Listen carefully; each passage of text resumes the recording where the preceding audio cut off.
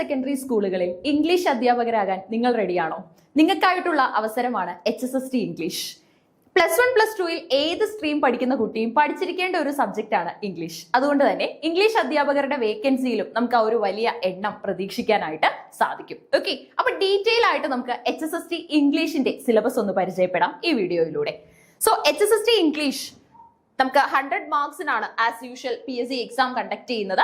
So അതിനകത്തിൽ തന്നെ നമുക്ക് 4 പാർട്ടുകൾ കാണാനായിട്ട് സാധിക്കും. ഓക്കെ, HSST ഇംഗ്ലീഷിന്റെ ഫസ്റ്റ് പാർട്ടിൽ തന്നെ നമുക്ക് വരുന്നത് നമ്മുടെ സബ്ജക്ട് ഏരിയ ആണ്. 14 മൊഡ്യൂളുകൾ അവിടെ അറേഞ്ച് ചെയ്തിട്ടുണ്ട്. പിന്നെ നമുക്കൊരു പാർട്ട് 2, പാർട്ട് 3, പാർട്ട് 4 ആയിട്ടാണ് ഇതിനെ മനസ്സിലാക്കാനായിട്ട് സാധിക്കുന്നത്. പാർട്ട് 1 നമ്മുടെ subject area, part 2 teaching aptitude, part 3 വരുന്ന സമയത്ത് നമുക്ക് ഇന്ത്യൻ കോൺസ്റ്റിറ്റ്യൂഷൻ വരുന്നുണ്ട്.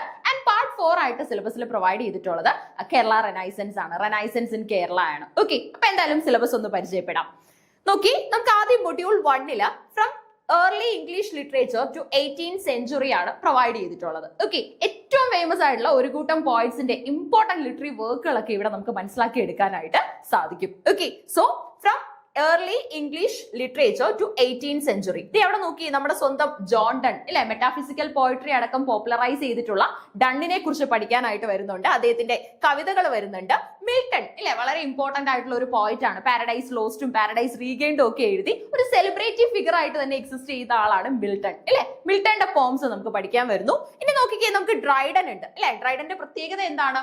ഫാദർ ഓഫ് ഇംഗ്ലീഷ് ക്രിറ്റിസിസം അല്ലെ. ഇംഗ്ലീഷ് ക്രിറ്റിസിസത്തിന്റെ ഫൗണ്ടർ എന്ന് നമ്മൾ കൺസിഡർ ചെയ്യുന്ന ഒരു വ്യക്തിയാണ് ജോൺ ഡ്രൈഡൻ. ഡ്രൈഡന്റെ വർക്കുകൾ നമുക്ക് പഠിക്കാൻ വരുന്നുണ്ട്. അതിൽ തന്നെ ഏറ്റവും ഫേമസ് ആയിട്ടുള്ള മാപ്പ് ഫ്ലെക്നോ ആണ് പഠിക്കാൻ വരുന്നത്. ഓക്കെ, അപ്പൊ എന്തായാലും ഈ വീഡിയോയിലൂടെ നമ്മൾ സിലബസ് ഡിസ്ക്രൈബ് ചെയ്യുന്നതായിരിക്കും, സിലബസിന്റെ ഒരു അനാലിസിസ് തരുന്നതായിരിക്കും. ശേഷം നിങ്ങൾക്ക് എന്ത് ചെയ്യാനായിട്ട് സാധിക്കും, ഓരോ ഏരിയാസ് ആയിട്ട് പഠിക്കാനായിട്ട് സാധിക്കും. ഇപ്പൊ ഏറ്റവും നല്ലൊരു സമയമാണ്. കാരണം എന്ന് പറഞ്ഞാൽ നമുക്ക് ഒരുപാട് സമയമുണ്ട്. പരീക്ഷയ്ക്ക് മുൻപായിട്ട് നമുക്ക് ധാരാളം സമയം എക്സിസ്റ്റ് ചെയ്യുന്നുണ്ട്. സോ അതുകൊണ്ട് തന്നെ ഏറ്റവും പെട്ടെന്ന് തന്നെ പഠിച്ചു തുടങ്ങുക. വളരെ ഈസി ആയിട്ട് നിങ്ങൾക്ക് പ്രത്യേകിച്ച് ടെൻഷൻ ഒന്നും ഇല്ലാതെ പഠിച്ച് മുന്നേറാനായിട്ട് അപ്പം സാധിക്കും. ഓക്കെ, ഇനി നോക്കിക്കേ, നമുക്ക് തോമസ് ഗ്രേയുടെ elegy written in a country ചർച്ചയാണ്, വില്യം ഷേക്സ്പിയറിന്റെ കവിത.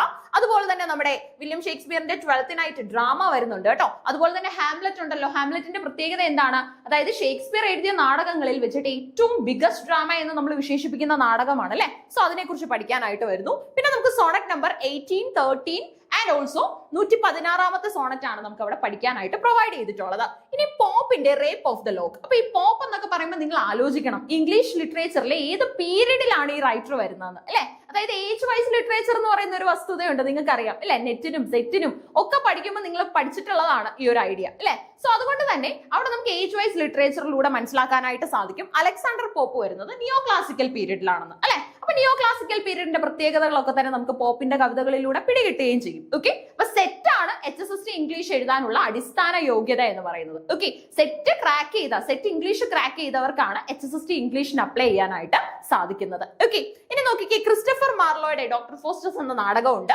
അതുപോലെ തന്നെ ബേക്കൺ ഇല്ലെ, തന്റെ അഫോറിസ്റ്റിക് സ്റ്റൈലിന്റെ പേരിൽ പോപ്പുലർ ആയിട്ടുള്ള വ്യക്തിയാണ് ബേക്കൺ. ബേക്കന്റെ എസ്സേസ്, ജോണതൻ സ്വിഫ്റ്റ്, അതുപോലെ തന്നെ നമ്മുടെ റോബർട്ട് ബ്രൗൺസ്, വില്യം ബ്ലേക്ക്, ഇത്രയും ഏരിയ കവർ ചെയ്ത് കഴിഞ്ഞാൽ you have completed your module 1. Module 1 നമ്മൾ പഠിച്ചു തീരും അല്ലെ. ഒരുപാടൊന്നുമില്ല, ഏകദേശം നമ്മളൊന്ന് നോക്കിക്കഴിഞ്ഞാൽ തന്നെ മനസ്സിലാവും. വളരെ എളുപ്പമാണ്, വലിയ ബുദ്ധിമുട്ടിക്കുന്ന കാര്യങ്ങളൊന്നുമില്ല. പക്ഷെ ഇതൊക്കെ ഡീറ്റെയിൽഡ് ആയിട്ട് അറിയണം. കാരണം HSST പരീക്ഷയ്ക്കാണ് നമ്മൾ പ്രിപ്പയർ ചെയ്യുന്നത്. ആ ഒരു സീരിയസ്നെസ് ഓരോ ടോപ്പിക്ക് പഠിക്കുന്ന സമയത്തും നമ്മുടെ മനസ്സിൽ ഉണ്ടാകണം. ഓക്കെ, സിമ്പിൾ ആയിരിക്കും ടോപ്പിക്ക്, പക്ഷെ അതിൽ നിന്ന് ചോദിക്കാൻ സാധ്യതയുള്ള ഏത് കോംപ്ലക്സ് ലെവൽ ചോദ്യം വന്നാലും നമ്മുടെ കയ്യിൽ ഉത്തരം ഉണ്ടായിരിക്കണം. ഇനി നോക്കിക്കേ, നമുക്ക് മൊഡ്യൂൾ 2 വന്നു കഴിഞ്ഞാൽ നോൺ ഡീറ്റെയിൽഡ് സ്റ്റഡിയിൽ ബിയോവുൾഫ് ഉണ്ട്. ബിയോവുൾഫിന്റെ പ്രത്യേകത എന്താണ്? ഏറ്റവും ഇമ്പോർട്ടന്റ് ആയിട്ടുള്ള ഒരു പോമാണ്. ഇനി അതുപോലെ തന്നെ ഈ ഒരു പോം എഴുതിയത് ആരാണെന്ന് നമുക്ക് അറിയില്ല അല്ലെ, അനോണിമസ് ആണ്. ബിയോവുൾഫിനെ ഏത് പീരീഡിലാണ് നിങ്ങൾക്ക് ട്രേസ് ചെയ്യാൻ സാധിക്കുന്നത്? ബിയോവുൾഫിനെ നമുക്ക് മനസ്സിലാക്കി എടുക്കാനായിട്ട് സാധിക്കുന്നത് this comes in the old English period അല്ലെ. ഓൾഡ് ഇംഗ്ലീഷ് പീരീഡിൽ വരുന്ന ഒരു ഫേമസ് കവിതയാണ് ബിയോവുൾഫ് എന്ന് പറയുന്നത്. ഓക്കെ, ഗ്രീറ്റാസിന്റെ കിങ് ആയിട്ടുള്ള ബിയോവുൾഫിനെ കുറിച്ചൊക്കെ അതിനകത്ത് വളരെ ഇമ്പോർട്ടന്റ് ആയിട്ട് പറയുന്നുണ്ട്. ഒരു വാരിയർ എങ്ങനെയാണ് പിന്നീട് പല നിലകളിലേക്ക് ഉയരുന്നതെന്ന് അവിടെ കാണുന്നുണ്ട് അല്ലെ. ഇനി അതുപോലെ തന്നെ നമുക്ക് നമ്മുടെ പാട്രിക് സ്പെൻസിനെ കുറിച്ചൊക്കെ പഠിക്കാൻ വരുന്നു. അതുപോലെ തന്നെ ചൗസർ എന്ന് പറയുന്നത് മിഡിൽ ഇംഗ്ലീഷ് പീരീഡിലെ റൈറ്റർ ആണ്. കാൻറ്റർബറി ടെയിൽസ് ഒക്കെ എഴുതിയിട്ടുണ്ട്. തോമസ് കിഡിന്റെ സ്പാനിഷ് ട്രാജഡി ഉണ്ട്. സ്പെൻസറിന്റെ എപ്പിത്തലാമിയൻ, അതുപോലെ തന്നെ എപ്പിത്തലാമിയൻ പോലെ തന്നെ സിഗ്നിഫിക്കന്റ് ആണ് പ്രോതലാമിയൻ. അത് എഴുതിയതും സ്പെൻസർ തന്നെയാണ്, നമ്മൾ നോക്കുക അത്. ഇനി അതുപോലെ തന്നെ നമ്മുടെ ടു ഹിസ് കോയ് മിസ്ട്രസ്, മാർവലിന്റെ കവിതയാണ്.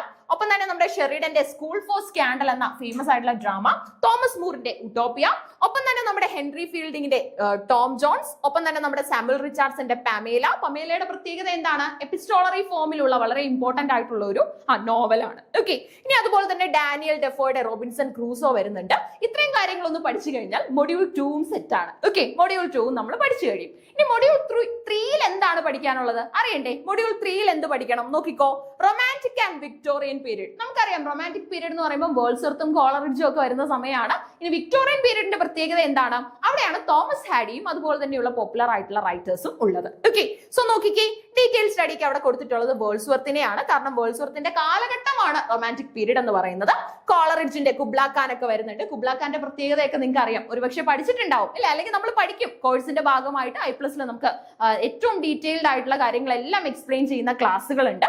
സോ അതിലൂടെ നിങ്ങൾക്ക് പഠിച്ചെടുക്കാനായിട്ടും സാധിക്കും. ഓക്കെ, അപ്പൊ കുബ്ലാ ഖാന്റെ പ്രത്യേകത എന്ന് പറയുന്നത് ഒരു ഇൻകംപ്ലീറ്റ് ആയിട്ടുള്ള പോമാണ്. ഓക്കെ, എന്നാൽ പോലും അതിന്റെ ആ ഒരു അത്രയും ഏരിയ, അതായത് എത്ര ഭാഗം കംപ്ലീറ്റ് ചെയ്തിട്ടുണ്ടോ അത്രയും ഭാഗവും ഗംഭീരമാക്കിയാണ് കോളറിഡ്ജ് ചെയ്തിട്ടുള്ളത് അല്ലെ. പിന്നെ കോളറിഡ്ജിനെ കുറിച്ച് പൊതുവേ നമ്മൾ കേട്ടിട്ടുള്ള ക്രിറ്റിസിസം ആണ് ഓപ്പിയം ഇൻഡ്യൂസ്ഡ് ആയിട്ട് കവിതകൾ എഴുതാറുണ്ട്. അതുകൊണ്ട് തന്നെയാണ് പല കവിതകളും ഇൻകംപ്ലീറ്റ് ആയിട്ട് നിൽക്കുന്നതെന്നും. ഓക്കെ, ഇനി നോക്കിക്കേ, ജോൺ കീറ്റ്സിന്റെ ode to a west wind, ode to a nightingale ഉണ്ട്. അതുപോലെ തന്നെ നമ്മുടെ PB ഷെല്ലിയുടെ ode to the west wind exist ചെയ്യുന്നുണ്ട്. ബൈറന്റെ പ്രിസണർ ഓഫ് ഷിലോൺ, ടെനീസിന്റെ യുലൈസിസും ഒപ്പം തന്നെ ലോട്ടസ് ഈറ്റേഴ്സും ഇല്ലെ. ലോട്ടസ് ഈറ്റേഴ്സിന്റെ നാട്ടിലെത്തി അവിടെ അകപ്പെട്ടു പോയ ആ ലോട്ടസ് ഫ്രൂട്ട് കഴിക്കുന്നത് കാരണം അവിടെ എന്താണ് അതിനോടൊരു സോർട്ട് ഓഫ് അഡിക്ഷൻ തോന്നി അവിടെ നിന്നും മറ്റ് സ്ഥലങ്ങളിലേക്ക് പോകാനോ സ്വന്തം ഹോംലാൻഡിലേക്ക് മടങ്ങാനോ ആകാതെ താമസിക്കേണ്ടി വരുന്ന ഒരു കൂട്ടം വാരിയേഴ്സിന്റെ കഥയാണ് ആ ഒരു കവിതയിൽ പറയുന്നത് ഇല്ലേ. ഇനി മാത്യു അർണോൾഡ് ഇല്ലെ. മാത്യു അർണോൾഡ് വളരെ ഇമ്പോർട്ടന്റ് ആയിട്ടുള്ള പോയറ്റ് ആണ്, സ്കോളർ ആണ്, ഒപ്പം തന്നെ ഒരു എസ്സേയിസ്റ്റ് ആണ് കേട്ടോ. അദ്ദേഹത്തിന്റെ സ്കോളർ ജിപ്സി, ഡോവർ ബീച്ച്, ബ്രൗണിങ്ങിന്റെ ആൻഡ്രിയ ഡെൽസാറ്റോ, ഹോപ്കിൻസിന്റെ പൈഡ് ബ്യൂട്ടി, അതുപോലെ തന്നെ നമ്മുടെ ഡിക്വൻസിയുടെ on the knocking at the gate in Macbeth, ഒപ്പം തന്നെ ചാൾസ് ലാമ്പിന്റെ പ്രത്യേകത എന്താണ്? ഏലിയ എന്ന പേരിലാണ് താൻ ഏറ്റവും ഫേമസ് ആയിട്ടുള്ള എസ്സേസ് ഒക്കെ എഴുതിയിട്ടുള്ളത് അല്ലെ. സോ അദ്ദേഹത്തിന്റെ Oxford in vacation, dream children, a reverie വളരെ ഇമ്പോർട്ടന്റ് ആണ്. ഇനി അതുപോലെ തന്നെ ഓസ്കാർ വൈൽഡിന്റെ ഇമ്പോർട്ടൻസ് ഓഫ് ബീങ് ഏണസ്റ്റ് എന്ന് പറയുന്ന ഫേമസ് വർക്ക് അല്ലെ. ഏണസ്റ്റ് എന്ന് പറയുന്ന വ്യക്തി ആവാനായിട്ട് വെമ്പൽ കൂടുന്ന രണ്ട് ഹീറോസിനെ നമ്മൾ അതിനകത്ത് കാണുന്നുണ്ട്. ആൽഗർണൻ എന്ന കഥാപാത്രം ഒക്കെ അപ്പിയർ ചെയ്യുന്ന വളരെ ഇമ്പോർട്ടന്റ് ആയിട്ടുള്ള ഒരു ഡ്രാമയാണത്. ഓക്കെ, അങ്ങനെ ആ ഒരു മൂന്നാമത്തെ മൊഡ്യൂളും നമുക്ക് ആ ഒരു സമയത്ത് വരുന്ന ഫേമസ് ആയിട്ടുള്ള റൈറ്റേഴ്സിന്റെ വർക്കുകളൊക്കെ നോക്കി കംപ്ലീറ്റ് എടുക്കാനായിട്ട് സാധിക്കും. ഓക്കെ, ഇനി മൊഡ്യൂൾ 4 വന്നു കഴിഞ്ഞാൽ നോൺ ഡീറ്റെയിൽഡ് സ്റ്റഡിയാണ്. വില്യം വേൾഡ്സ്വർത്ത്, ഒപ്പം തന്നെ നമ്മുടെ ദ ഇൻട്രസ്റ്റിംഗ് നറേറ്റീവ് എന്ന് പറഞ്ഞിട്ടുള്ള വളരെ ഇമ്പോർട്ടന്റ് ആയിട്ടുള്ള ഒരു വർക്കിന്റെ 2 ചാപ്റ്റേഴ്സ് പ്രിസ്ക്രൈബ് ചെയ്തിട്ടുണ്ട്, അത് പഠിക്കണം. ഇനി നമ്മുടെ ചെൻചി ഫേമസ് ആയിട്ടുള്ള ഷെല്ലിയുടെ വർക്കാണ്. ഒപ്പം തന്നെ ഫ്രാങ്കൻസ്റ്റീന്, Wuthering Heights, Oliver Twist, Tess of the Urbervilles, Mansfield Park, ഒപ്പം തന്നെ സ്കോട്ടിന്റെ ഇവാൻഹോ. ഓക്കെ, സ്കോട്ടിന്റെ പ്രത്യേകത എന്ന് പറയുന്നത് വേവർലി നോവലുകൾ എഴുതി പോപ്പുലർ ആയിട്ടുള്ള റൈറ്റർ ആണ് സ്കോട്ട്. ഓക്കെ, ഇനി നമുക്ക് മൊഡ്യൂൾ 5 വന്നു കഴിഞ്ഞാൽ 20th സെഞ്ചുറി ബ്രിട്ടീഷ് ലിറ്ററേച്ചർ ആണ്. ഈറ്റ്സിനെയും ഏലിയറ്റിനെയും ഓഡനെയും ഒപ്പം തന്നെ നമ്മുടെ ഡിലൻ തോമസ് അല്ലെ, പോം ഇൻ ഒക്ടോബർ ഒക്കെ എഴുതിയ റൈറ്റർ ആണ്. സിൽവിയ പ്ലാത്തിന്റെ ഡാഡി പഠിക്കാൻ വരുന്നുണ്ട്. ഫിലിപ്പ് ലാർക്കിന്റെ വർക്കുകൾ, ഒപ്പം തന്നെ നമ്മുടെ കാരോലൈൻ ഡഫിയുടെയും ഒപ്പം തന്നെ നമ്മുടെ ടെഡക്സിന്റെ പ്രത്യേകത എന്താണ്? സിൽവിയ പ്ലാത്തിന്റെ ഹസ്ബൻഡ് കൂടെയാണ് അല്ലെ. അപ്പൊ അവർ തമ്മിലുള്ള ആ ഒരു ട്രബിൾസം റിലേഷൻഷിപ്പിനെ കുറിച്ചൊക്കെ റിവീൽ ചെയ്യുന്ന പല വർക്കുകളും പഠിക്കാൻ വരുന്നുണ്ട്. ഇനി അതുപോലെ തന്നെ ആനിമൽ ഇമേജറി എഴുതി പോപ്പുലർ ആയിട്ടുള്ള റൈറ്റർ ആണ് നമ്മുടെ ടെഡക്സ്. ഓക്കെ, ഇനി തോമസ് ഗൺ ഉണ്ട്, GB Shaw, TS Eliot, JM Synge, Samuel Beckett, Pinter, Eliot, അതുപോലെ തന്നെ വിർജീനിയ വൂൾഫ്. ഇത്രയും ആൾക്കാരുടെ വർക്കുകളും കാര്യങ്ങളുമാണ് നമുക്ക് അവിടെ നോക്കാനായിട്ട് വരുന്നത്. മൊഡ്യൂൾ 6 വന്നു കഴിഞ്ഞാൽ നോൺ ഡീറ്റെയിൽഡ് സ്റ്റഡിക്ക് അവിടെ FR ലീവിസിന്റെയും അതുപോലെ തന്നെ ജോസഫ് കോൺറാഡിന്റെ ഒക്കെ ഫേമസ് ആയിട്ടുള്ള പുസ്തകങ്ങൾ പറയുന്നുണ്ട്. ഈ ജോസഫ് കോൺറാഡിന്റെ പ്രത്യേകത കരിയർ വൈസ് പറയുകയാണെങ്കിൽ പോലും അദ്ദേഹം ഒരു സെയിലറും കൂടെ ആയിരുന്നു. ഓക്കെ, അതുകൊണ്ട് തന്നെ ലൈഫിൽ ഒരുപാട് വോയേജുകൾ കണ്ടക്ട് ചെയ്തിട്ടുണ്ട്. സോ അതിന്റെയൊക്കെ തന്നെ ഒരു റിഫ്ലക്ഷൻ എഴുതുന്ന പുസ്തകങ്ങളിലും കൊടുക്കാറുണ്ട്. അതുകൊണ്ടാണ് എഴുതുന്ന ബുക്കുകളൊക്കെ തന്നെ വോയേജ് റിലേറ്റഡ് ബുക്കുകളായിട്ട് എക്സിസ്റ്റ് ചെയ്യുന്നത്. ഇനി നമുക്ക് വിർജീനിയ വൂൾഫ് ഉണ്ട്, ജെയിംസ് ജോയ്സ് ഉണ്ട്, George Orwell, John Fowles, Angela കാറ്ററിന്റെ നൈറ്റ് അറ്റ് ദ സർക്കസ് വളരെ ഇമ്പോർട്ടന്റ് ആയിട്ടുള്ള ഒരു പുസ്തകമാണ്, നമ്മളൊക്കെ വായിച്ചിട്ടുള്ള ഒരു പുസ്തകം കൂടെയാണ്. കാരൽ ചർച്ചിലിന്റെ വർക്കുകൾ വരുന്നുണ്ട്. ടോപ്പ് ഗേൾസ് ആണ് നമുക്ക് പഠിക്കാനുള്ളത്. ഓക്കെ, ഇനി മൊഡ്യൂൾ 7 ഒന്ന് പോയി നോക്കാം. എന്താണ് മൊഡ്യൂൾ 7 നമ്മളെ കാത്തിരിക്കുന്നതെന്ന് ഒന്ന് നോക്കാം. നോക്കിക്കേ, ഫോർ ഡീറ്റെയിൽ സ്റ്റഡി നമുക്ക് അവിടെ രവീന്ദ്രനാഥ ടാഗോറിന്റെ വർക്കുകൾ പറയുന്നുണ്ട്. ഗീതാഞ്ജലി തന്നെ പ്രിസ്ക്രൈബ് ചെയ്തിട്ടുണ്ട് കേട്ടോ. രവീന്ദ്രനാഥ ടാഗോറിന് നോബൽ സമ്മാനം നേടിക്കൊടുത്ത കൃതി ഏതാണെന്ന് ചോദിച്ചു കഴിഞ്ഞാൽ ആ കവിതാ സമാഹാരമായ ഗീതാഞ്ജലിയാണ് ശരിയുത്തരം അല്ലെ. സോ ഗീതാഞ്ജലി പഠിക്കാനുണ്ട് നമുക്ക്. അതിന്റെ 2 ചാപ്റ്റേഴ്സ് ഓക്കെ പോംസ് പ്രിസ്ക്രൈബ് ചെയ്തിട്ടുണ്ട് കേട്ടോ. അത് നമുക്ക് പഠിക്കണം. 1 to 20 ആ പ്രിസ്ക്രൈബ് ചെയ്തിട്ടുള്ളത്. ശ്രീ അരബിന്ദോടെ ദ ട്രാൻസ് ഓഫ് വെയിറ്റിംഗ് ഉണ്ട്. സരോജിനി നായിഡുവിന്റെ കോറമാൻഡൽ ഫിഷേഴ്സ് അല്ലെ, അതായത് ഒരു ഐലൻഡിന്റെ ഫിഷർമാൻ കമ്മ്യൂണിറ്റിയുടെ കഥ പറയുന്ന ഫേമസ് ആയിട്ടുള്ള ഒരു എന്താണ് പോമാണ്. ഓക്കെ, ഇനി നമുക്ക് കമലാദാസിന്റെ my grandmother's house, my freaks ഒക്കെ വരുന്നുണ്ട്. അതായത് ഒരു കൺഫെഷണൽ സ്റ്റൈലിന്റെ പേരിൽ പോപ്പുലർ ആയിട്ടുള്ള റൈറ്റർ ആണ് കമലാദാസ്. ഓക്കെ, ഇനി നിസി മിസിഗിലോട്ട് വന്നു കഴിഞ്ഞാൽ ബാക്ക്ഗ്രൗണ്ട് കാഷ്വലി ഫേമസ് ആണ്. AK രാമാനുജന്റെ a river, the striders, Girish കർണാടിന്റെ നാഗമണ്ഡല, അല്ലെ നാഗമണ്ഡല വളരെ ഇമ്പോർട്ടന്റ് ആണ്. എന്തായാലും കൂടുതൽ പേർക്കും പരിചയം ഗിരീഷ് കർണാടിന്റെ ഹയവദന എന്ന നാടകമായിരിക്കും, അല്ലെ തുക്ലക് ഒക്കെ എഴുതിയ റൈറ്റർ ആണ്. ഫയർ ആൻഡ് ദ റെയിൻ എഴുതിയിട്ടുണ്ട്. ഇനി നമ്മുടെ മഞ്ജുള പത്മനാഭന്റെ ഹാർവസ്റ്റ് എക്കാലത്തെ മികച്ചൊരു വർക്കാണ്. മഹേഷ് ദത്താണിയുടെ ഡാൻസ് ലൈക്ക് എ മാൻ, ജയരാജും രത്നയും അതുപോലെ തന്നെ നമ്മുടെ എന്താണ് പരേക്കർ എന്ന പാട്രിയാർക്ക് ഹെഡും ഒക്കെ കഥാപാത്രങ്ങളായിട്ട് വരുന്ന വർക്കാണ്. SN ദാസ് ഗുപ്തയുടെ ദ തിയറി ഓഫ് രസ വരുന്നുണ്ട്. കുഞ്ഞുണ്ണി രാജയുടെ തിയറി ഓഫ് ധ്വനി നമുക്ക് പഠിക്കാനായിട്ട് വരുന്നുണ്ട്. ഇന്ത്യൻ ലിറ്ററേച്ചർ, ഇന്ത്യൻ പൊളിറ്റിക്സിനൊക്കെ ഇച്ചിരി ഫോക്കസ് വരുന്ന ഒരു ഏരിയ ആണ് മൊഡ്യൂൾ 7. മൊഡ്യൂൾ 8 വന്ന നോൺ ഡീറ്റെയിൽഡ് സ്റ്റഡി ആണ്. നമുക്ക് അവിടെ നോക്കി പോകാനേ ഉള്ളൂ കാര്യങ്ങൾ. ഒന്ന് നമ്മുടെ വിജയ് ടെണ്ടുൽക്കറിന്റെ the court is in session, അതിന്റെ മറാത്തി ടൈറ്റിൽ വരുന്നത് സൈലൻസ്, അല്ലെ ശാന്തത കോട്ട് ചാലു ആഹി എന്ന വർക്കാണ്. ഒരു മറാത്തി റൈറ്റർ ആണ് ടെണ്ടുൽക്കർ. നമ്മുടെ മുൾക്ക് രാജ് ആനന്ദിന്റെയും അതുപോലെ തന്നെ രാജറാവുവിന്റെയും ഒക്കെ വർക്കുകൾ വരുന്നുണ്ട്. അതായത് ഇന്ത്യൻ ഇംഗ്ലീഷ് ലിറ്ററേച്ചറിലെ 3 ട്രയോസ് എന്നറിയപ്പെടുന്ന ആൾക്കാരാണ് RK നാരായൺ, രാജറാവു, മുൾക്ക് രാജ് ആനന്ദ്, അല്ലെ ഇവരുടെ 3 പേരുടെയും പുസ്തകങ്ങൾ നമുക്ക് ഈ ഒരു മൊഡ്യൂളിൽ പഠിക്കാൻ വരുന്നുണ്ട്. ഓക്കെ, അപ്പം മുൾക്ക് രാജ് ആനന്ദിന്റെ അൺടച്ചബിൾ ആണ്, രാജറാവുവിന്റെ serpent and the rock, Anita ദേശായിയുടെ clear light of the day, RK നാരായണന്റെ മാൽഗുഡി ഡേയ്സ്, അല്ലെ അതായത് ഫിക്ഷണൽ ആയിട്ടുള്ള മാൽഗുഡി എന്ന് പറയുന്ന ഒരു പ്ലേസിനെ കുറിച്ചാണ് ഏറ്റവും കൂടുതൽ RK നാരായൺ തന്റെ കവിതകളിലൂടെയും അതുപോലെ തന്നെ തന്റെ കഥകളിലൂടെ എസ്പെഷ്യലി ആയി എഴുതുന്ന ഷോർട്ട് സ്റ്റോറികളിലൂടെ കൺവേ ചെയ്തിട്ടുള്ളത്. ഓക്കെ, സ്വാമി ആൻഡ് ഫ്രണ്ട്സ് ഒക്കെ നമ്മൾ കേട്ടിട്ടുള്ള കഥകളാണ്. ഇനി സൽമാൻ റഷ്ദിയുടെ മിഡ് നൈറ്റ് ചിൽഡ്രൻ ഉണ്ട്. ഈ ഒരു പുസ്തകത്തിന് ഒരു പ്രത്യേകതയുണ്ട്, ഒരു പക്ഷെ ഇത് തന്നെ കയറി ഡയറക്റ്റ് ആയിട്ട് ചോദിക്കുകയും ചെയ്യും. പ്രത്യേകത ഇതാണ്, അതായത് ബുക്കർ പ്രൈസും ബുക്കർ ഓഫ് ബുക്കർ പ്രൈസും ഒരു റൈറ്റർക്ക് തന്നെ നേടിക്കൊടുത്ത പുസ്തകമാണ് മിഡ് നൈറ്റ് ചിൽഡ്രൻ എന്ന് പറയുന്നത്. അത്രയും ഫേമസ് ആയിട്ടുള്ള ഒരു നറേറ്റീവ് ആണ് നമുക്ക് അവിടെ കാണാൻ സാധിക്കുന്നത്. സൽമാൻ റഷ്ദി ഇന്ത്യൻ ഇൻഡിപെൻഡൻസുമായിട്ട് കണക്ട് ചെയ്തിട്ടാണ് ഈ ഒരു നോവൽ എഴുതിയിട്ടുള്ളത്. ഓക്കെ, ഇനി നോക്കിക്കേ, നമ്മുടെ അരുന്ധതി റോയുടെ ഗോഡ് ഓഫ് സ്മോൾ തിങ്സ് ഉണ്ട്. അരവിന്ദ് അഡിഗയുടെ വൈറ്റ് ടൈഗർ വളരെ ഇമ്പോർട്ടന്റ് ആയിട്ടുള്ള ട്രാൻസ്ഫോർമേഷന്റെ കഥ പറയുന്ന ഒരു നോവലാണ്. AK രാമാനുജന്റെ is there an Indian way of thinking, ഒരു ഇൻഫോർമൽ എസ്സേ ആണ്, അതിനെ കുറിച്ച് പറയുന്നുണ്ട്. ഓക്കെ, അപ്പൊ is there an Indian way of thinking എന്നാ ചോദിച്ചിട്ടുള്ളത്. ശരിക്കും ഇന്ത്യൻ വേ ഓഫ് തിങ്കിങ് എന്ന് പറയുന്ന ഒരു കാര്യം ഉണ്ടോ, അങ്ങനെ ഒരു കോൺസെപ്റ്റ് ഉണ്ടോ? ഓക്കെ, ഒരു ഡബിൾ ക്വസ്റ്റ്യൻ ആ വരുന്നത്. Is there an Indian way of thinking, ഒരു confusion, and also there is a firm statement that there exists an Indian way of thinking. Okay, Indian way of thinking എന്ന് പറയുന്നത് വളരെ unique ആണ് എന്നുള്ള ഒരു പ്രസ്താവന നൽകുന്ന രീതിയിൽ നമുക്ക് അവിടെ മനസ്സിലാക്കാനായിട്ട് സാധിക്കും. ഓക്കെ, ഇനി നോക്കിക്കേ, മൊഡ്യൂൾ 9 വന്നു കഴിഞ്ഞാൽ നമുക്ക് അവിടെ നോക്കാനുള്ളത് നമ്മുടെ അമേരിക്കൻ ലിറ്ററേച്ചർ ആണ് കേട്ടോ. അമേരിക്കൻ ലിറ്ററേച്ചറും കാര്യങ്ങളും ഒക്കെയാണ് നമുക്ക് ഇവിടെ നോക്കാനായിട്ട് വരുന്നത്. ഓക്കെ, അപ്പൊ അമേരിക്കൻ ലിറ്ററേച്ചറിന്റെ പ്രത്യേകത അതേ നോക്കിക്കേ, നമുക്ക് അവിടെ 30 മാർക്സ് വരുന്നുണ്ട്. ഡീറ്റെയിൽ സ്റ്റഡിക്ക് നമുക്ക് വോൾട്ട് വിറ്റ്മാന്റെ out of the cradle endlessly rocking എന്ന് പറയുന്ന കവിത, എമിലി ഡിക്കൻസന്റെ ഐ ഫെൽറ്റ് എ ഫ്യൂണറൽ, ഫ്രോസ്റ്റിന്റെ ഹോം ബറിയൽ ഉണ്ട്. അതുപോലെ തന്നെ നമ്മുടെ വാലസ് സ്റ്റീവൻസിന്റെ സൺഡേ മോർണിംഗ്, അല്ലെ ഒരു ദിവസം തന്റെ വീടിന്റെ വരാന്തയിൽ, അല്ലെങ്കിൽ ഇന്ന് നമ്മൾ പറയുന്ന ഒരു പോയിന്റിലാണെങ്കിൽ സിറ്റ് ഔട്ടിൽ ഇരിക്കുകയാണ് നമ്മുടെ പോയിന്റ്. ആ സമയത്ത് ഒരുപാട് പേര് പള്ളിയിലേക്ക് പോകുന്നു, മടങ്ങി വരുന്നു, വൈറ്റ് ഡ്രസ്സിലാണ് അവരൊക്കെ പോകുന്നത്. ആ സമയത്ത് സ്റ്റീവൻസ് ചിന്തിക്കുകയാണ്, ഓക്കെ എനിക്ക് എന്താണ് രാവിലെ ഇങ്ങനൊന്നുള്ള തോട്ട് ഉണ്ടാകാത്തത്. എന്നിട്ട് ആ ഒരു മൊമെന്റിൽ അദ്ദേഹം ചേർച്ചിലേക്ക് യാത്ര ചെയ്യുന്ന കാര്യങ്ങളൊക്കെ തന്നെ സൺഡേ മോർണിംഗിൽ പറയുന്നുണ്ട്. ഓക്കെ, ഇനി എഡ്ഗർ അലൻ പോയുടെ ദ റാവൻ ഉണ്ട്. മായ ഏഞ്ചലോയുടെ ഫിനോമിനൽ വിമൻ വളരെ ഇമ്പോർട്ടന്റ് ആയിട്ടുള്ള ഒരു ഫെമിനിസ്റ്റ് പോമാണ്. ഇനി അതുപോലെ തന്നെ യൂജിൻ ഓനിലിന്റെ എംപറർ ജോൺസ്, ടെനീസ് വില്യംസിന്റെ ദ ഗ്ലാസ് മെനേജറി, ഇല്ലെ വളരെ ഇമ്പോർട്ടന്റ് ആയിട്ടുള്ള, അതായത് യൂണിക്കോൺ എന്ന ഗ്ലാസ് ആനിമലിനെ ക്രിയേറ്റ് ചെയ്ത ലോറ എന്ന പെൺകുട്ടിയുടെ കഥയാണ് ഗ്ലാസ് മെനേജറിയിൽ നമ്മൾ മനസ്സിലാക്കുന്നത്. മൊഡ്യൂൾ 10 വന്നു കഴിഞ്ഞാൽ നോൺ ഡീറ്റെയിൽ സ്റ്റഡിക്ക് എമേഴ്സന്റെ സെൽഫ് റിലയൻസ് വരുന്നുണ്ട്. തോറിയോയുടെ സിവിൽ ഡിസൊബീഡിയൻസ്, അതുപോലെ തന്നെ നമ്മുടെ ആർതർ മില്ലറിന്റെ വർക്ക് ആണ് വരുന്നത്, ഡെത്ത് ഓഫ് എ സെയിൽസ്മാൻ. ക്യൂബിങ്സിന്റെ ബഫലോ ഹിൽസ് ഉണ്ട്. ഒപ്പം തന്നെ നമ്മുടെ അലൻ ജിൻസ്ബർഗിന്റെ അമേരിക്ക, ജെർട്രൂഡ് സ്റ്റെയിനിന്റെ ഡോട്ടർ എന്ന വർക്ക്, ഒപ്പം തന്നെ നമ്മുടെ ഹോത്രോണിന്റെ ദ സ്കാർലറ്റ് ലെറ്റർ, ഹെർമൻ മെൽവില്ലയുടെ മൊബീഡിക്ക്, ഒപ്പം തന്നെ ഹെമിംഗ്വേയുടെ the old man and the sea, Tony മോറിസന്റെ ദ ബ്ലൂവസ്റ്റ് ഐ. ഇത്രയും കാര്യങ്ങൾ ഡീറ്റെയിൽ ആയിട്ട് പഠിക്കാൻ വരുന്നുണ്ട്. ഓക്കെ, ബ്ലൂവസ്റ്റ് ഐയുടെ പ്രത്യേകത എന്താണെന്ന് ചോദിച്ചു കഴിഞ്ഞാൽ, ഒരു പെൺകുട്ടിക്ക് പെയർ ഓഫ് ബ്ലൂ ഐസ് ഉണ്ടായിരുന്നുവെങ്കിൽ എന്ന് അവൾ ആഗ്രഹിക്കുകയാണ്. ഓക്കെ, ആ ഒരു പെയർ ഓഫ് ബ്ലൂ ഐസ് ഉണ്ടായിരുന്നുവെങ്കിൽ തന്റെ ലൈഫിൽ തനിക്ക് ഒരുപാട് മാജിക്സ് ചെയ്യാൻ സാധിക്കുമായിരുന്നു എന്നൊക്കെയുള്ള പ്രതീക്ഷയും നമുക്ക് അവിടെ മനസ്സിലാക്കാൻ സാധിക്കും. ഓക്കെ, ഇനി നമുക്ക് മൊഡ്യൂൾ 11 വന്നു കഴിഞ്ഞാൽ structure of English language and linguistics ആണ്. ഓക്കെ, അതായത് ലിംഗ്വിസ്റ്റിക്സിലേക്ക്, അതായത് സ്റ്റഡി ഓഫ് ലാംഗ്വേജിലേക്ക് നമ്മൾ അങ്ങ് പ്രവേശിക്കുകയാണ് ഈ ഒരു പോയിന്റിലൂടെ, ഈ ഒരു മൊഡ്യൂളിലൂടെ. Indo European family of languages, old English, middle English, modern English വരുന്നു. ഫൊണീറ്റിക്സ് ഉണ്ട്, ഫൊണോളജി ഉണ്ട്, general phonetics, phonetic transcription, stress, intonation, അല്ലെ? അതായത് എങ്ങനെ വാക്കുകൾ ഉപയോഗിക്കണം, നമ്മൾ ഉപയോഗിക്കുന്ന രീതികൾ ശരിയാണോ, ശരിക്കും അറിഞ്ഞിരിക്കേണ്ട കാര്യമല്ലേ? കാരണം you are actually dealing with this higher secondary students and they are actually familiar with this pronunciation and so on, അല്ലേ?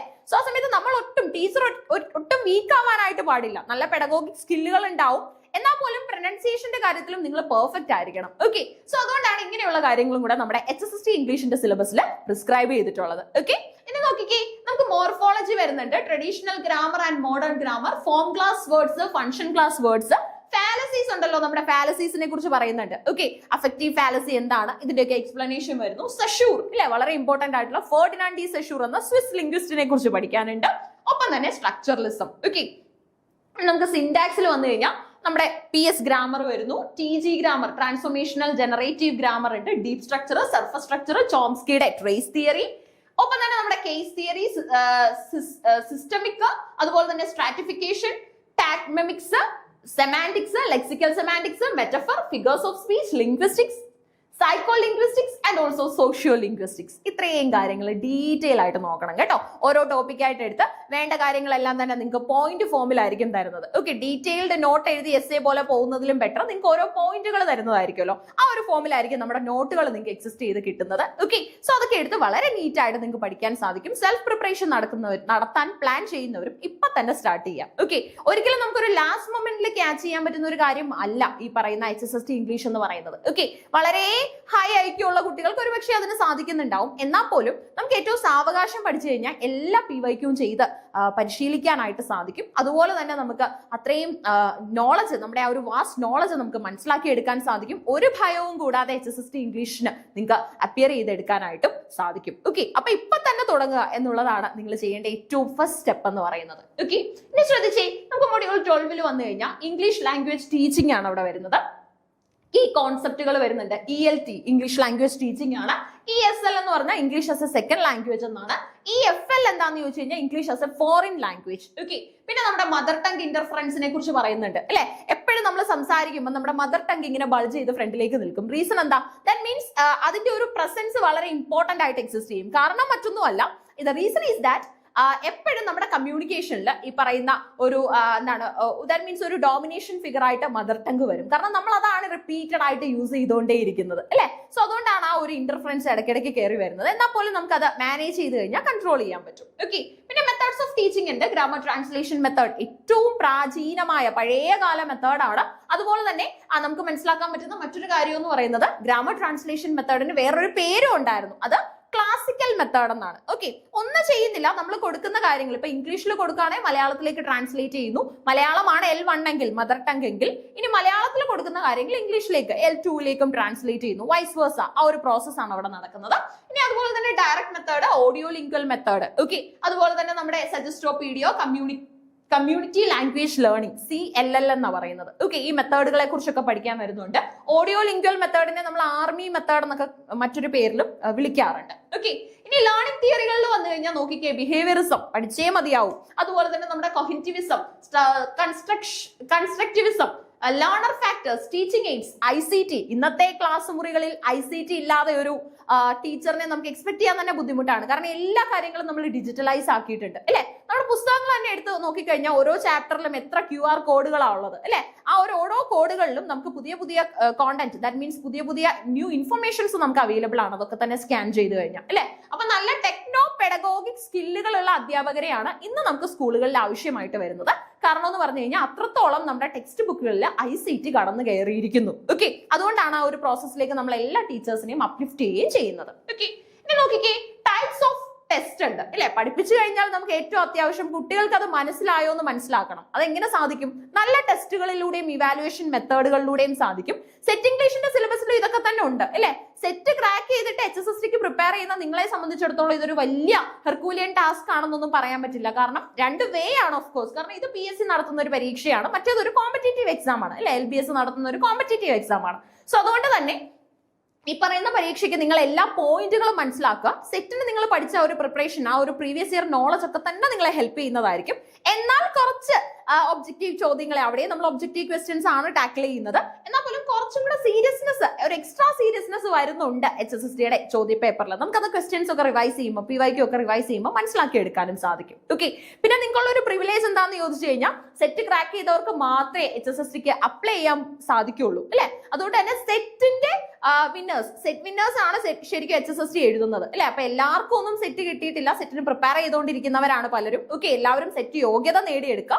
അതുകൊണ്ട് തന്നെ ഒരുപാട് പാർട്ടിസിപ്പൻസ് ഉണ്ടാവും, ഒരുപാട് കാൻഡിഡേറ്റ്സ് ഉണ്ടാവും എന്നുള്ള ഭയമൊന്നും വേണ്ട. എന്നാലും സെറ്റ് ഉള്ള ആൾക്കാർ ഒരുപാടുണ്ട്. നമ്മുടെ ഫ്രണ്ട് സർക്കിളിലൊക്കെ തന്നെ അന്വേഷിച്ചാൽ തന്നെ സെറ്റ് എല്ലാവരും ക്രാക്ക് ചെയ്തിട്ടുണ്ട്. ക്രാക്ക് ചെയ്യാത്തവർ എത്രയും പെട്ടെന്ന് അപ്ലൈ ചെയ്ത് സെറ്റ് ക്രാക്ക് ചെയ്യാം. ഓക്കെ, അതുപോലെ തന്നെ ചെയ്യേണ്ട മറ്റൊരു കാര്യം എന്ന് പറയുന്നത് HSSD-ക്ക് പ്രിപ്പയർ ചെയ്തും തുടങ്ങാം. ഓക്കെ, HSSD എക്സാം എഴുതാനുള്ള മെയിൻ മാൻഡേറ്ററി കണ്ടീഷൻ പറയുന്നത് സെറ്റ് ആണ് കേട്ടോ, സെറ്റ് യോഗ്യതയാണ്. ഓക്കെ, സ്റ്റേറ്റ് എലിജിബിലിറ്റി ടെസ്റ്റ് നിങ്ങൾ വിൻ ചെയ്തിരിക്കണം അല്ലെങ്കിൽ ക്രാക്ക് ചെയ്തിരിക്കണം എന്നുള്ളതാണ്. ഓക്കെ, അപ്പൊ അത് എഴുതിയവർ മാത്രമേ നമ്മുടെ കൂടെ കോമ്പീറ്റ് ചെയ്യാനായിട്ട് ഉണ്ടാവുള്ളൂ. ഓക്കെ, ഇനി നോക്കിക്കേ, നമുക്ക് മൊഡ്യൂൾ 13 വന്നു കഴിഞ്ഞാൽ ലിറ്റററി ക്രിറ്റിസിസം ആൻഡ് തിയറി ആണ്. അരിസ്റ്റോട്ടിലിൽ നിന്നാണല്ലോ എല്ലാത്തിന്റെയും ഒരു ആരംഭം അല്ലെ. സോ അരിസ്റ്റോട്ടിലിന്റെ പോയറ്റിക്സ്, ഫിലിപ്പ് സിഡ്നിയുടെ ആൻ അപ്പോളജി ഫോർ പോയിട്രി ഇല്ലെ, സ്റ്റീഫൻ ഗോസന്റെ സ്കൂൾ ഓഫ് അബ്യൂസിനെതിരെ കൊടുത്ത ഒരു റിപ്ലൈ ആണ്, അത് പഠിക്കാൻ വരുന്നുണ്ട്.